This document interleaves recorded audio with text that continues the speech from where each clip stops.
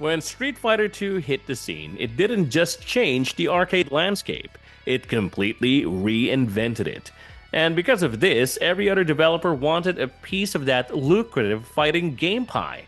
Now, back then, I mostly stuck to the big names like Street Fighter and, of course, Mortal Kombat, back when I was a kid.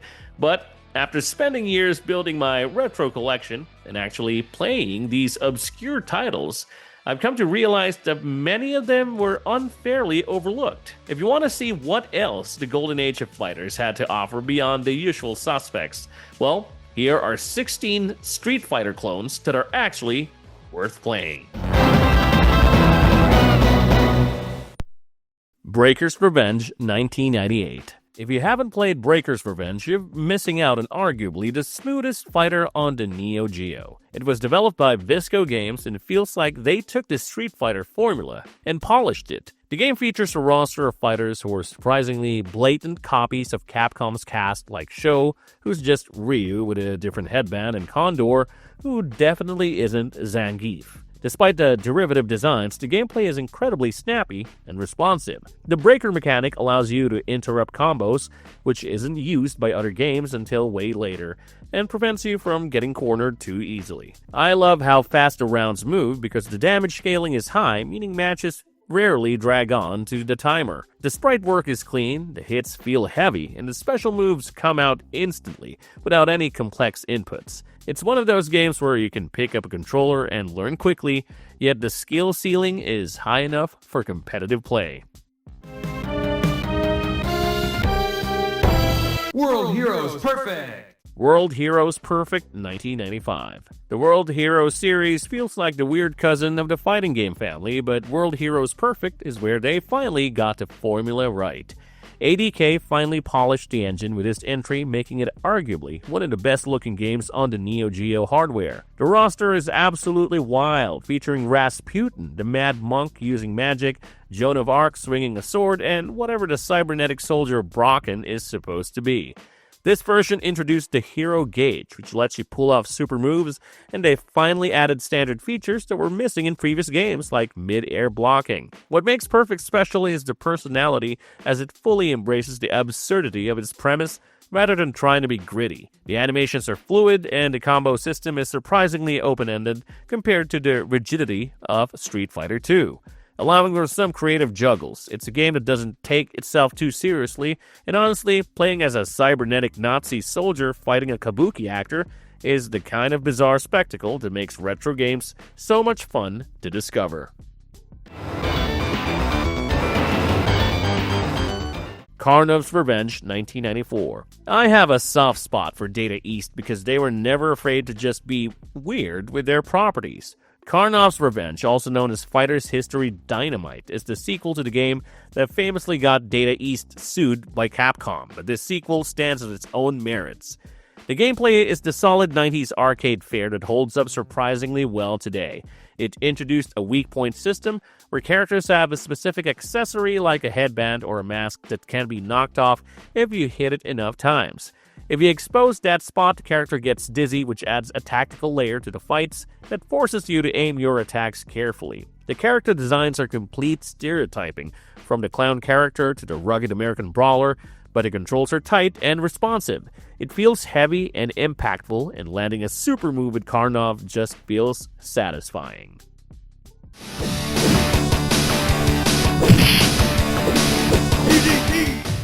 Fighter's History 1993. This is the infamous game that started the lawsuit where Capcom took Data East to court, claiming it was a direct copyright infringement of Street Fighter II. Looking at it now, they kind of had a point, but the judge ruled in Data East's favor, which means we get to enjoy this piece of controversial history. I never saw this one in the arcades, but playing it on the SNES later, I thought it felt remarkably close to the real thing, which is high praise considering how bad some ports were. It's definitely clunkier than in sequel, but it has a strange charm to it that captures the early 90s aesthetic perfectly. The weak point system started here, and it forced you to pay attention to your opponent's sprite in a new way to stun them. While it might not be the deepest fighter on this list, it's worth playing just to see the game that angered Capcom enough to call the lawyers. It's a solid, functional brawler that serves as a fascinating time capsule of the era's aggressive competition. World Heroes 2 Jet! World Heroes 2 Jet, 1994. Before they perfected the formula with Perfect, they made it fast to keep up with the market trends. World Heroes 2 Jet was the turbo edition of the series designed specifically to speed up the gameplay to compete with Street Fighter 2 Turbo. The big draw here was the tournament-style structure and the introduction of Zeus, a boss character who's notoriously cheap and difficult to beat. The jet in the title isn't lying because the game moves at a breakneck pace compared to the original World Heroes. It removed the deathmatch mode from the previous game to focus purely on the fighting mechanics, which I think was the right call. It feels aggressive, forcing you to constantly dash and throw out projectiles to keep the pressure on. While Perfect is the better game mechanically, Jet has a specific chaotic energy that I enjoyed. Plus, the soundtrack has that distinct Neo Geo synth sound that instantly transports me back to that era of gaming.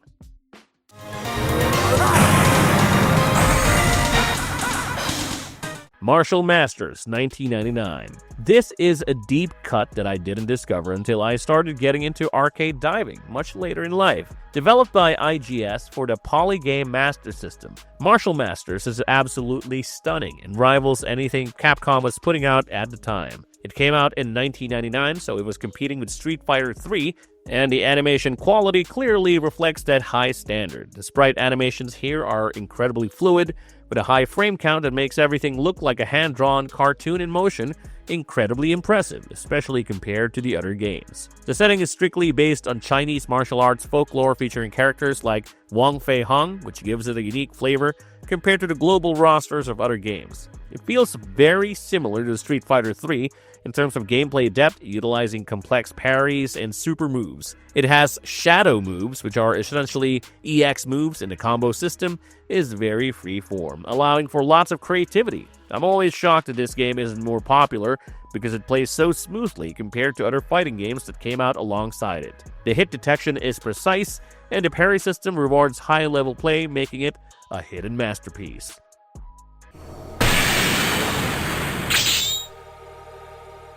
Azerbuster Eternal Warriors 2000. By the year 2000, 2D fighting games were becoming a niche art form as everyone moved to 3D, and Azerbuster is a testament to that dying era. Developed by Fuuki, this game is absolutely wild and features some of the most creative character designs I've ever seen.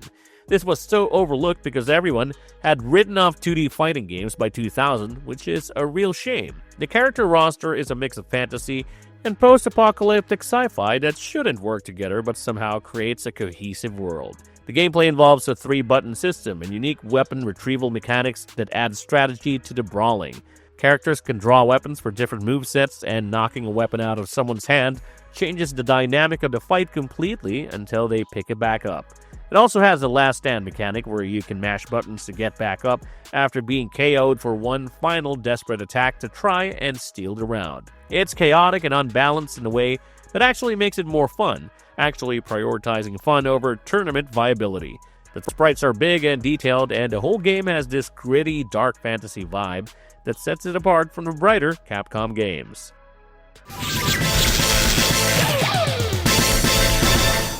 Azra Blade, Sword of Dynasty 1998. The predecessor to Azerbuster, this game laid the groundwork for the weapon-based combat system. The fantasy aesthetic is strong here, with necromancers, knights, and beastmen filling out the roster. It feels like a Dungeons & Dragons campaign turned into a fighting game, which is a theme not enough fighters explore. The pacing is surprisingly fast for a weapon-based game, encouraging aggressive playstyles. You have magic meters, weapon throws, and push blocks that give you plenty of defensive options. I really enjoy the character designs here because they feel distinct from the kung fu masters and soldiers we usually see in these games. The controls are responsive and the game doesn't punish you for mashing buttons a little bit, making it very accessible. Burning Rival 1993. Sega didn't make a ton of traditional 2D fighters in the early 90s, but Burning Rival is a visual powerhouse that showcased what their hardware could do. It ran on the System 32 hardware, which meant the sprites were huge, colorful, and detailed. It looks amazing even today, and stands out against the more pixelated look of its contemporaries. The game is set in a future where fighting is the main sport and the eclectic character designs reflect that world. You have a kabuki cyborg, a ninja, and a giant red demon, all of whom look incredible in motion. It plays a bit slower than Street Fighter 2, focusing more on heavy hits and spacing rather than rapid combos. What stands out to me is the presentation, as the backgrounds are lush and detailed with tons of moving elements. The sound effects have a crunch to them that really sells the impact of every punch and kick. Kaiser Knuckle 1994. Taito is known for their arcade games, and Kaiser Knuckle, also known as Global Champion, is their attempt at the one-on-one fighting genre. Most people know this game for one reason: the General, who is the final boss. He is arguably the hardest boss in fighting game history, up there with Shao Kahn and M. Bison. Beating him without cheating is a real achievement that few gamers actually possess. But if you look past the impossible boss battle, the rest of the game is actually really solid. It has a destruction gauge that lets you use super moves, and the environments are destructible, which was a cool technical feat at the time. You can break walls and floors, which expands the stage and changes the boundaries of the fight. There is also the character variety here because you have a mutant, a swordsman, and standard martial artists all clashing together. The gameplay is aggressive, and the destructible stages add a layer of spectacle that wasn't common back in 1994. Just maybe turn the difficulty down if you want to keep your sanity intact while playing.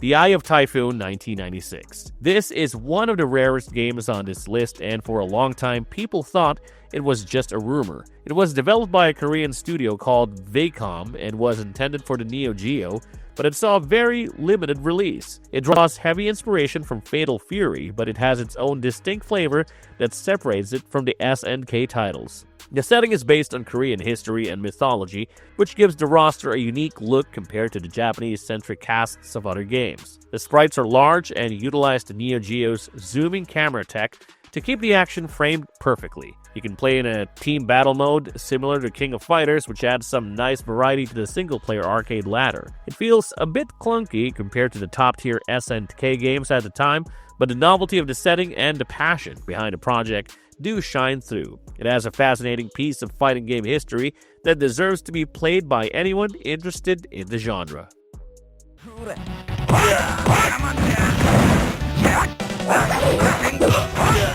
The Fallen Angels 1998. This game was definitely released unfinished, yet it's so incredibly cool and stylish. Developed by Psikyo, The Fallen Angels aka Daraku Tenshi has a dark realistic aesthetic that feels very gritty and 90s.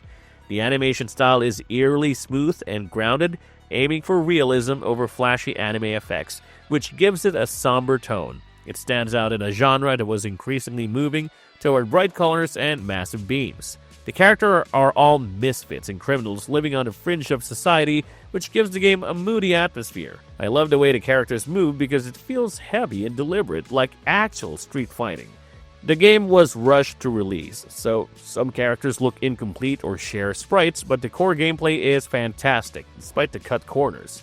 It's widely believed that this game influenced the King of Fighters 99 and other later SNK titles with its visual style. It's kinda sad this could have been a genre-defining hit if it had more time in the oven. It has a vibe that no other game on this list captures. Bloodstorm. Bloodstorm 1994. Okay, this one is technically more of a Mortal Kombat clone than the Street Fighter one, but in 1994 everything was just fighting games to us. Bloodstorm was marketed aggressively as the Mortal Kombat killer. It was the sequel to Time Killers, and it leaned hard into the gore and weapons to try to capture that edgy teen audience. The gimmick here is the Sunder mechanic, which allows you to chop off people's limbs while they have to keep fighting, which was also present in Time Killers. It also introduced gauntlets, which were passive abilities you could pick up to boost your stats. It's janky, ugly, and totally over the top, but that's why many love it. It represents the edgy mid-90s era where every developer was trying to outshock the competition with blood and guts. It's a glorious mess that is actually surprisingly deep. Brutal Paws of Fury, 1994. The concept here is simple. Street Fighter, but with anthropomorphic animals. You had a rabbit, a lion, a rat, and weirdly, the Dalai Lama, all fighting in a tournament. What made Brutal interesting was the progression system, which was very unique for a fighting game. You started a match with only basic moves, and you had to learn your special moves as you progressed through the fight or the arcade mode. It was a primitive attempt at RPG mechanics in a fighter, giving you a sense of growth as you played. The visuals were distinct, with very stylized, almost cartoonish look that has aged well, surprisingly. The gameplay isn't the fastest, but the novelty of the characters will keep you coming back to master the different styles. It's a game that oozes charm, even if the controls are a bit floaty by modern standards, and it serves as a fun time capsule. Fatal Fury Special! Fatal Fury Special 1993. Calling Fatal Fury a clone is a bit of a disservice because SNK was the Pepsi to Capcom's Coke, but it started as a direct competitor trying to capture the same market. Fatal Fury Special is the definitive version of the early games that refined everything that came before it. The line system, where you could jump between the foreground and background, was the defining mechanic that separated it from the derivative clones.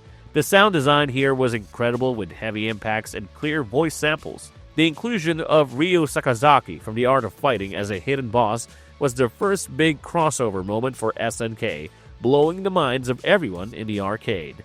The gameplay is slower and more deliberate than modern fighters, focusing on timing and spacing rather than long combos. Playing this game today still feels good because the hits have so much weight behind them. Terry Bogart's Power Geyser is still one of the most satisfying moves to pull off in gaming history.